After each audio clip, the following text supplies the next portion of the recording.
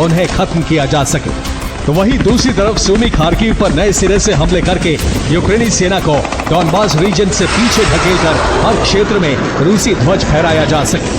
हालांकि इसका अनुमान आने वाले दिनों में पूरी दुनिया लगा सकती थी, लेकिन अनुमान लगाने से पहले ही इसका खुलासा यूक्रेन के राष्ट्रपति ज़ेलेंस्की ने अपनी जुबान से कर दिया।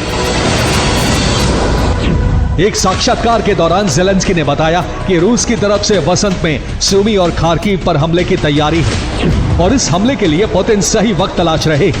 उन्होंने ऑपरेशन वसंत की तैयारी शुरू भी कर दी है। ज़ेलेंस्की का यहां तक दावा है कि ऑपरेशन वसंत की योजना पुतिन ने 8 महीने पहले ही तैयार कर ली थी, लेकिन यूक्रेनी सेना के कुर्स्क ऑपरेशन के कारण उन्होंने अब तक इसकी शुरुआत नहीं की। और जो स्थिति इस समय कुर्स्क और बेलगोरोद में बनी है, वो ज़ेलेंस्की के कथन की पुष्टि भी करती है। इस क्षेत्र में यूक्रेन के आक्रामक समूह को नष्ट करने के लिए रूसी सेना अकबंद लड़ाकों के साथ न सिर्फ अंदर घुसकर हमले कर रही है, बल्कि सूमी और खार्किव के दिशा में भी तैनाती कर दी गई है। कार्रवाई शुरू करने के लिए मददगार के रूप में उत्तर कोरियाई सैनिकों की एक ब्रिगेड फ्रंट लाइन पर पहुंच गई है। दावे के तहत इस ब्रिगेड में उत्तर कोरिया ने 3000 अतिरिक्त सैनिक भेजे हैं और उत्तर कोरिया के इन सैनिकों को युद्ध में मारे गए अपने सैनिकों का बदला लेने के आदेश दिए गए हैं। यानी कुर्स्क के युद्ध में उत्तर कोरिया के जिन सैनिकों की मौत हुई है, उनका बदला लेने की हिदायत देकर किम जोंग ने सूमी और खार्किव की जंग के लिए सैनिकों में जोश भरा है। इसलिए ये सैनिक रूसी बैटल ग्रुप्स के साथ ऑपरेशन को अंजाम देने के लिए आगे बढ़ रहे हैं।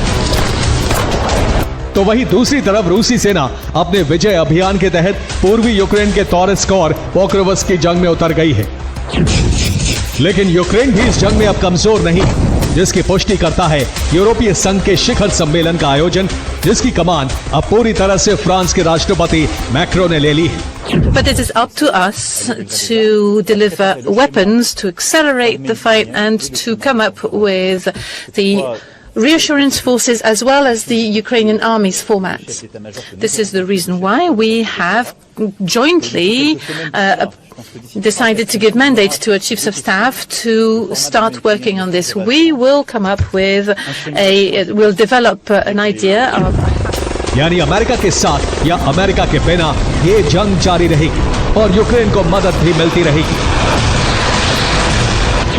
जिसे प्रमाणित करता है फ्रांस की तरफ से यूक्रेन को मिराज फाइटर जेट देने का फैसला। यही नहीं, फ्रांस ने बख्तरबंद वाहन देने का फैसला भी कर लिया है। इनके अलावा मीका मिसाइल भी यूक्रेन को दी जा रही है, जबकि जर्मनी, दक्षिण कोरिया और तुर्की की आयुध कंपनियां पोलैंड के साथ गोला बारूद का उत्पादन भी शुरू कर चुकी हैं। तो दूसरी तरफ पोलैंड ने युद्ध की तैयारी के तहत इन्फेंट्री आर्मर्ड व्हीकल के ऑर्डर दे दिए हैं। ये निर्माण कार्य घरेलू स्तर पर किया जा रहा है, जिन्हें जल्द से जल्द यूक्रेन पहुंचाया जाएगा। दावे के तहत पहली खेप में 111 IFV यूक्रेन को भेजने की डील पर दस्तखत भी हो चुके हैं। यानी पुतिन के ऑपरेशन वसंत के तहत जवाबी कार्रवाई की तैयारी शुरू हो चुकी है। Bureau report, TV9 Bharatvarsh. अमेरिकी सेना हूती के ठिकानों पर लगातार एयर स्ट्राइक कर रही है। बीती रात एक बार फिर अमेरिका ने यमन में बॉम्ब बरसाए। इस बार अमेरिका ने अपने B-2 बॉम्बर्स का इस्तेमाल किया। इनका प्रमुख टारगेट हूती के अंडरग्राउंड मिसाइल ठिकाने थे, लेकिन दावा है कि B-2 बॉम्बर का यह मिशन फेल हो गया।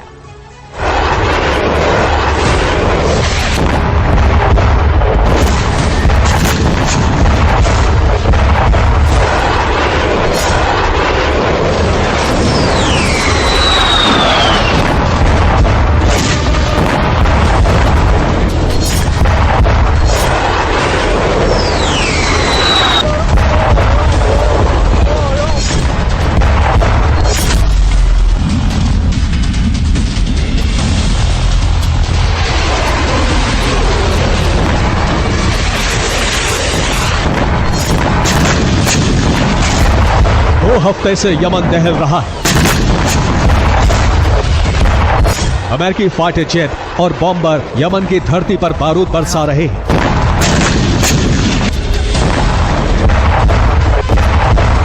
बीती रात एक बार फिर अमेरिकी वायुसेना ने यमन में मौजूद हूती के खिलाफ बड़ा ऑपरेशन लॉन्च किया और हूती नेताओं के घरों से लेकर मिलिट्री ठिकानों तक बम बरसाए। अमेरिका ने हूती पर 2 चरण में हमला किया। पहले रात के वक्त 44 एयर स्ट्राइक की गई। इसके बाद सुबह के वक्त एक बार फिर हमले किए गए, जिसमें कुल 36 स्ट्राइक की गई। अमेरिका के टारगेट पर Houthi leader, air defence system, control system, हथियार फैक्ट्री और हथियार डिपो थे। ये सेना का वीडियो है जहां अमेरिकी फाइटर जेट्स ने एक इमारत पर बम गिराया, जिसके बाद जबरदस्त धमाका देखा गया। ये वीडियो भी सना का है। दावा है कि वीडियो में जिस इलाके से धुआं उठ रहा है वहां हूती का हेडक्वार्टर मौजूद था, जो अमेरिका की स्ट्राइक में तबाह हो गया।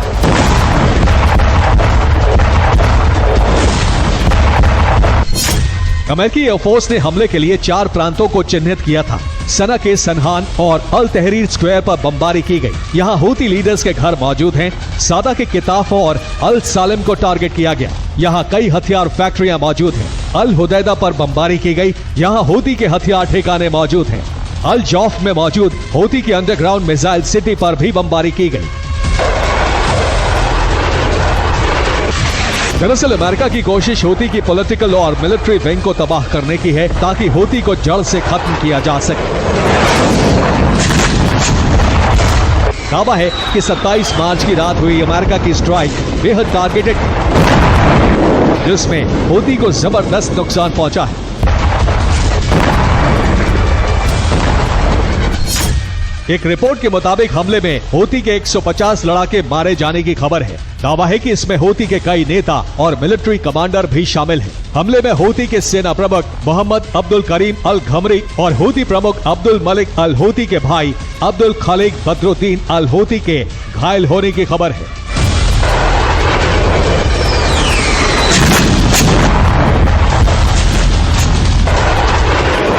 अमेरिका इससे बड़ी कामयाबी बता रहा है, लेकिन इस ऑपरेशन के बाद अमेरिका के B-2 बॉम्बर सवालों के घेरे में आ गए। दरअसल अमेरिकी B-2 बॉम्बर्स ने हूती के अंडरग्राउंड मिसाइल ठिकानों पर हमले किए थे। अमेरिकी रिपोर्ट्स की माने तो B-2 बॉम्बर की स्ट्राइक फेल रही। मिसाइल ठिकाने अब भी पूरी तरह सुरक्षित हैं। सिर्फ सुरंगों के एंट्री गेट पर थोड़ा नुकसान हुआ है। इधर हूती पर हमलों के बीच ट्रंप ने ईरान को परमाणु वार्ता के लिए आखिरी अल्टीमेटम दिया है। ट्रंप ने यूएई के जरिए ईरान को सीधी वार्ता का प्रस्ताव भेजा है। इसमें ट्रंप ने ईरान को 2 विकल्प दिए हैं। नंबर 1, ईरान न्यूक्लियर प्रोग्राम पर बात करे, या फिर नंबर 2, सैन्य परिणाम भुगतने के लिए तैयार रहे। ट्रंप ने ईरान को फैसला लेने के लिए 2 महीने का वक्त दिया है। दावा है कि ईरान ने बिना देर किए ट्रंप के प्रस्ताव को ठुकरा दिया है। इसे लेकर एक चिट्ठी भी ओमान के जरिए ट्रंप को भेजी गई है।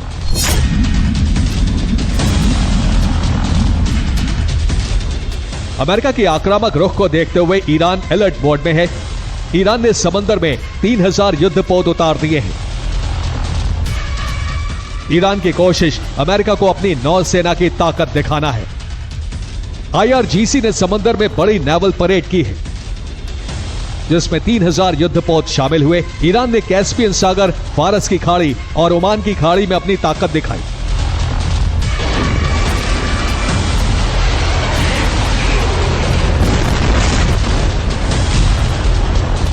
ईरान के इस शक्ति प्रदर्शन की वजह अमेरिका के हिंद महासागर में बढ़ती सैन्य तैनाती है। दरअसल हाल ही में अमेरिका ने हिंद महासागर में मौजूद डिएगो गार्सिया एयरबेस पर 7 B-2 बॉम्बर्स की तैनाती की है।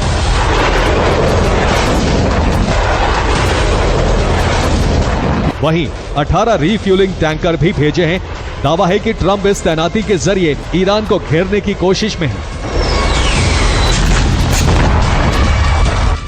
माना जा रहा है कि अगर 2 महीने में ईरान परमाणु वार्ता के लिए तैयार नहीं होता तो अमेरिका ईरान के खिलाफ अब तक का सबसे बड़ा ऑपरेशन शुरू कर देगा। Bureau report, TV9 Bharatvarsh.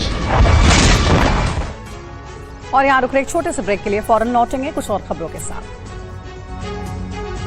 इस बीच एक और बड़ी खबर का रुख करें और ये पश्चिम बंगाल में हिंदू परिवार को मिला नोटिस। बड़ी खबर बता दें, बांग्लादेश बॉर्डर के पास रहने वाले हिंदुओं को नोटिस को लेकर यह खबर है। नोटिस में 24 परगना के बगदाहा इलाके में रहने वाले हिंदुओं को बाहरी बताया गया है। आपको बता दें, बीडीओ की तरफ से जारी किया गया है नोटिस। वोटर लिस्ट में बांग्लादेशी मुस्लिम नागरिक को भारतीय दिखाया। आपके नाम के नीचे लिखा हुआ है नॉट इंडियन सिटीजन।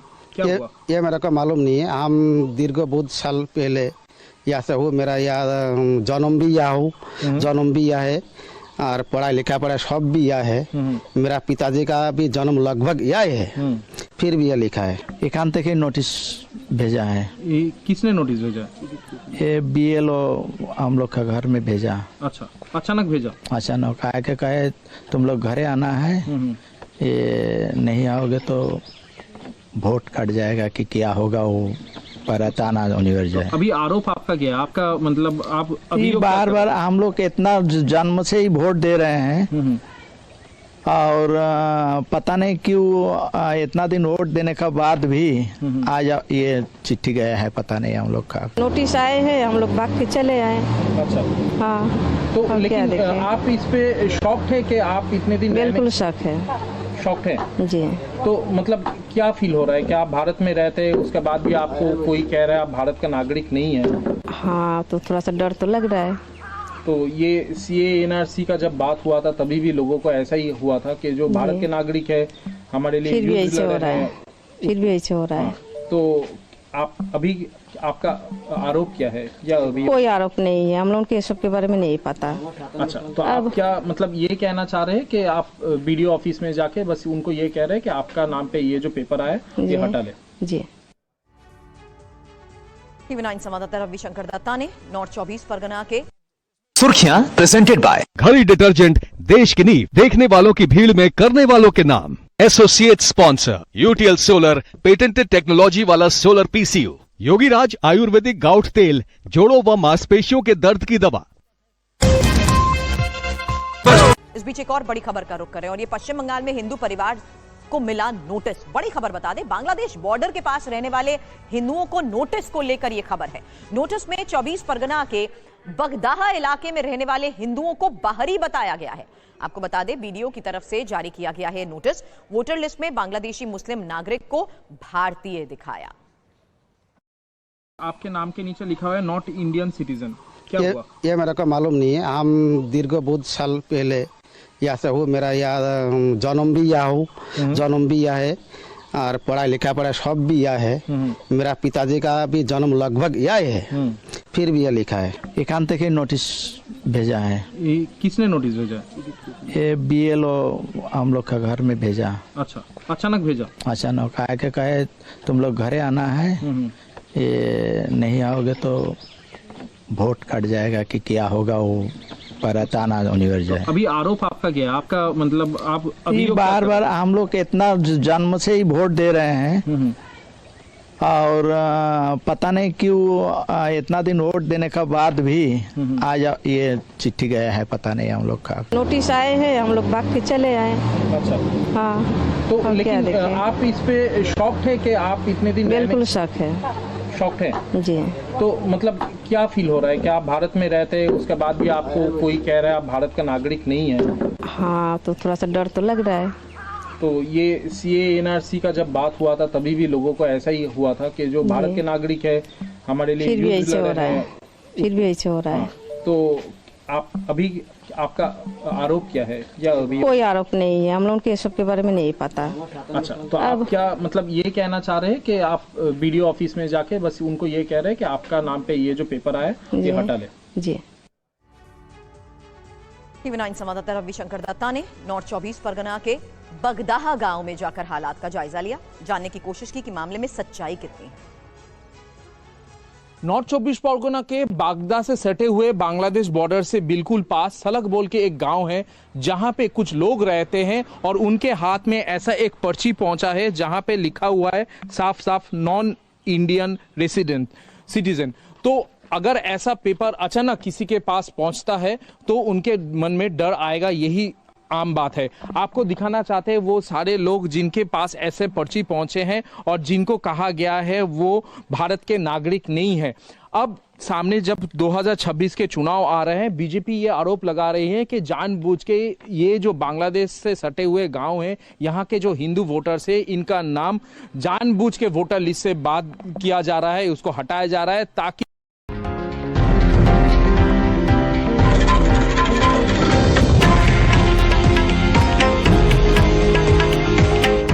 ये है देश का नंबर 1 न्यूज नेटवर्क और आप देख रहे हैं TV9 भारतवर्ष।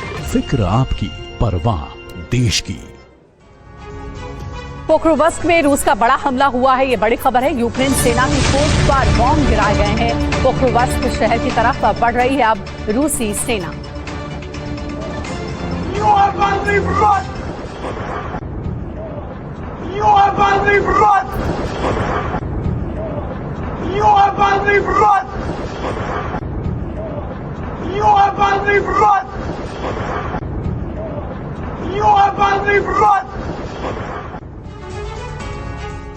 और वहीं पेरिस में ब्रिटेन, फ्रांस और जर्मनी जैसे यूरोपीय देशों ने जो फैसला लिया है वो यूरोप के अंत का कारण बन सकता है। फ्रांस की राजधानी पेरिस में यूक्रेन की सुरक्षा को लेकर यूरोपीय देशों की बड़ी बैठक हुई। इसमें तय हुआ कि यूरोपीय देश न सिर्फ यूक्रेन को हथियार देंगे बल्कि यूक्रेन में थल सेना, नौसेना और वायुसेना भी तैनात करेंगे। यूरोप के इस फैसले से पुतिन और उनकी सेना बुरी तरह से भड़क गई है।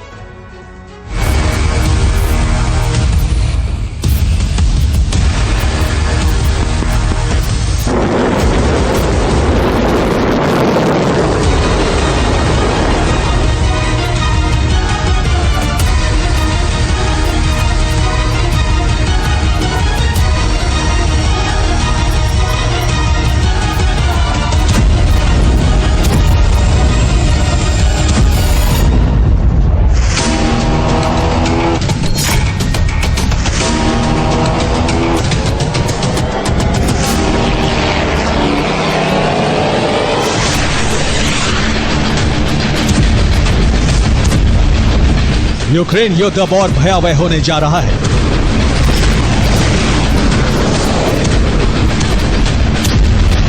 इस युद्ध का विस्तार यूरोप तक होने जा रहा है।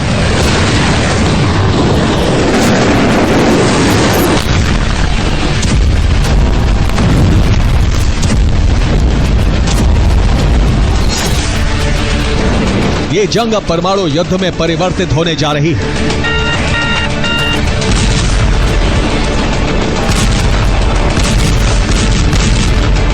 परमाणु विस्फोट की आग में यूरोप के 7 देश जलने जा रहे हैं।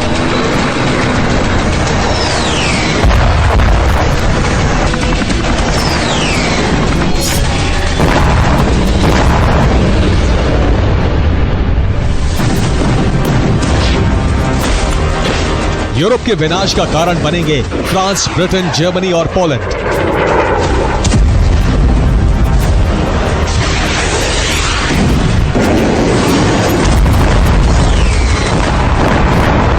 सत्ताईस मार्च को पेरिस में यूरोपियन यूनियन की बैठक हुई। इसमें जो फैसला हुआ वही यूरोप के अंत का कारण बन सकता है।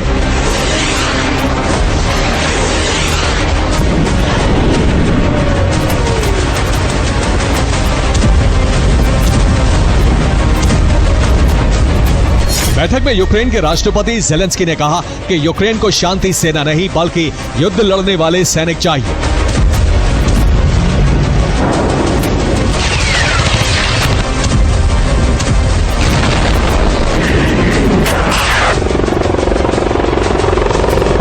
ज़ेलेंस्की ने मांग रखी कि यूरोप सुरक्षा की गारंटी अपने हाथ में ले। यूक्रेन के पास सैनिक नहीं है, ऐसे में यूरोप के सैनिकों को फ्रंट पर उतारने का वक्त आ गया है।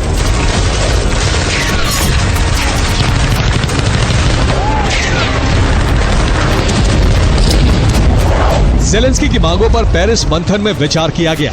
इसके बाद यूक्रेन में यूरोपीय सेना भेजने पर मोहर लग गई।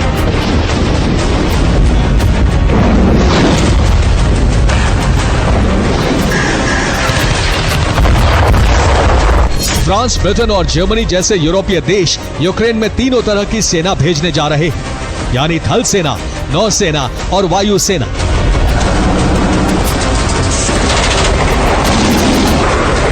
इस बात का ऐलान फ्रांस के राष्ट्रपति इमैनुअल मैक्रों ने किया।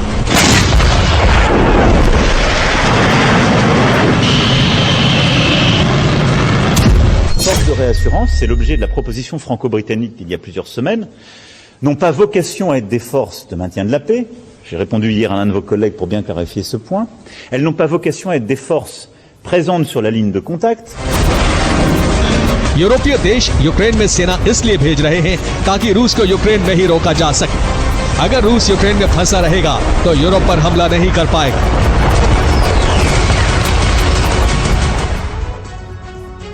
युद्ध का विस्तार तय माना जा रहा है। यूक्रेन के बाद यूरोप का नंबर आने वाला है। जर्मन इंटेलिजेंस की रिपोर्ट के मुताबिक यूक्रेन जीतने के बाद रूस यूरोप पर हमला करेगा। पुतिन 2030 से पहले ही यूरोप मिशन शुरू करेंगे।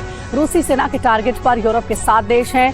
फ्रांस, ब्रिटेन, जर्मनी, पोलैंड पर हमले की आशंका है और इतना ही नहीं, बाल्टिक देश एस्टोनिया, लातविया और लिथुआनिया पर भी हमला हो सकता है। सबसे पहले ब्रिटेन और फ्रांस पर हमले की आशंका है। खतरे को देखते हुए यूरोपीय देशों ने तैयारियां तेज कर दी है। रूस को यूक्रेन में ही रोकने के लिए सेना भेजने जा रहे हैं। यूरोप अपनी सेना भेजने पर क्यों विवश हुआ, अब इसकी रिपोर्ट भी देखिए।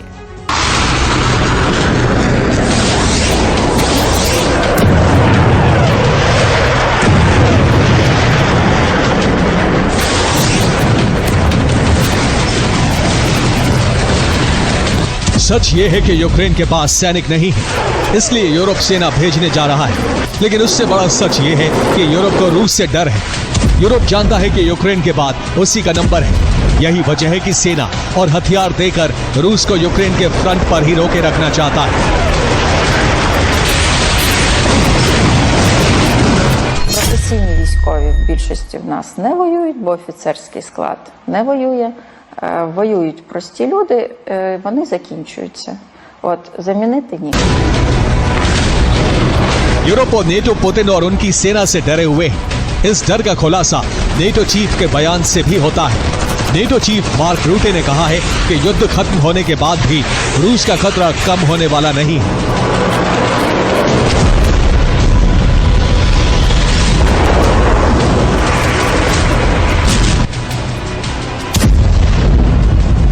There will be no normalization of relations with Russia when the war is over. That will not happen.